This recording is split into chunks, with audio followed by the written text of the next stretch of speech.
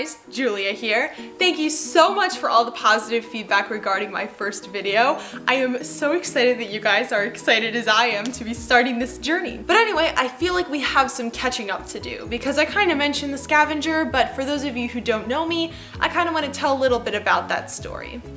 So this is The Scavenger. It's a young adult coming of age story and it is my book baby. I love it so much.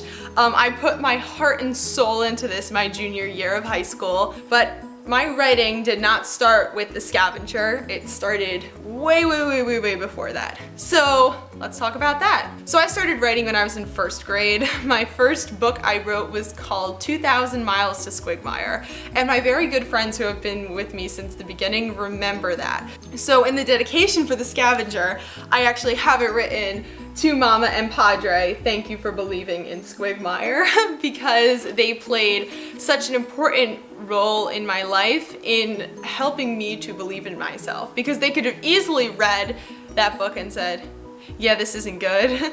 You're 6, I'm not reading this. And it was like a 20-page thing. Like it was not small, it was long. And for like 6-year-old me, this was the next Shakespeare. Like this was the best thing ever written. It was phenomenal. In second grade, I wrote a spin-off of Harry Potter called Luke Forts and the Evil Sign.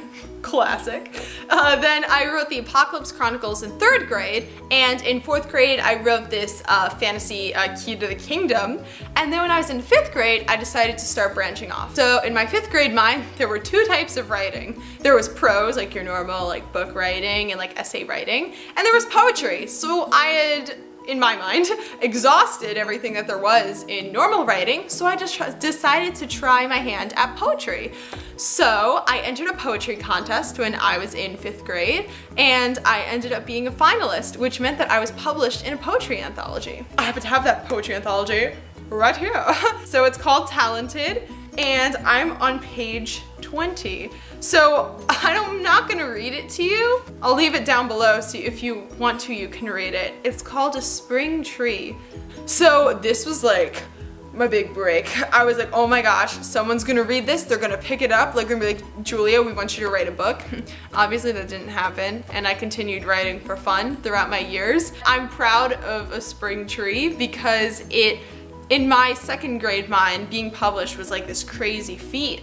And the fact that I was able to even put a bit of my writing into a published book that I can hold in my hands was like mind-blowing to me. But even at a young age, it made me realize, hey, real people do this, real people can do this, and that's gonna come in handy later. So I kept writing throughout 6th grade, 7th grade, 8th grade, all the way up until high school. And once high school hit, I didn't really have time to do anything anymore except barely survive. So I was taking I took a lot of crazy classes. I'm actually a science and math girl, which may surprise a lot of people, but I was taking really heavy courses and it was just really crazy, and I kind of fell away from writing for a little while. But I still really excelled in English class and I still really enjoyed reading, so I kind of kept that hidden in the back of my mind. And then junior year hit.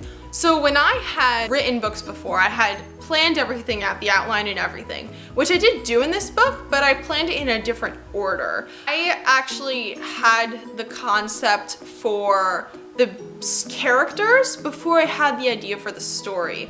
In The Scavenger, there are 4 main people, which you can see on the back. They're outlined in orange. So there's Catherine, Samuel, Frank, and Nathan. Catherine and Samuel are teenagers in high school.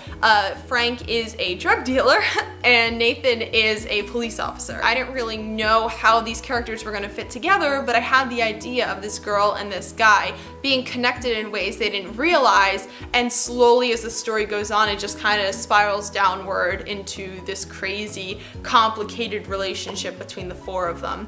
So I gave the first draft of The Scavenger to my parents and I asked them and I said, hey, is this better than Squigmire? And they said yes. It still needed a lot of work, and I worked a lot developing the story and making sure that all the characters were in line and where was this happening, what time period, all of that good old writing stuff was figured out during junior year. Then I made the decision and I said, yeah, I think this is it. I think this is the book, this is happening, it's gonna get published. Where do I start? And that's when I turned to YouTube. And that's when I found all of my favorite author tubers. I found Kristen Martin, I found Mandy Lynn, I found Jenna Moresi, Vivian Reese, all these great people on here explaining their process and saying that, hey, this is possible. It takes a lot of work, but you can do it. And that's what I did. And now I have a book, which is super cool. I'll talk more about what I learned later, but that's just the bare bones of my story, what happened when I started writing, and where I am today. Again, I'm in the midst of writing a work in process, which I am so excited to share with you guys this story. A lot of people were asking if it's a sequel to The Scavenger. It is not. The Scavenger is a standalone story. It's all messy in the beginning and all the strings are all over the place. But by the end, everything is tied up in a nice little bow. Everyone's had their character arcs. Everything's finished up. If I started to unravel those strings anymore to get another book out of it, I just don't think it would. I think it would detract from this book and no one would be happy with the second book. Also, I don't have any ideas for the second book because it just doesn't work with what I had in mind for that. If you are new, then I hope you enjoyed learning about my life. If you've seen me before, then I hope you learned a little something that you did not know before. If you're interested in buying the Scavenger, it is available on Amazon in paperback and Kindle formats, so I will leave those links down below. If you want a signed copy, it is available on my website and blog, so I'll leave that link down below as well. Thank you for stopping by. Now bye!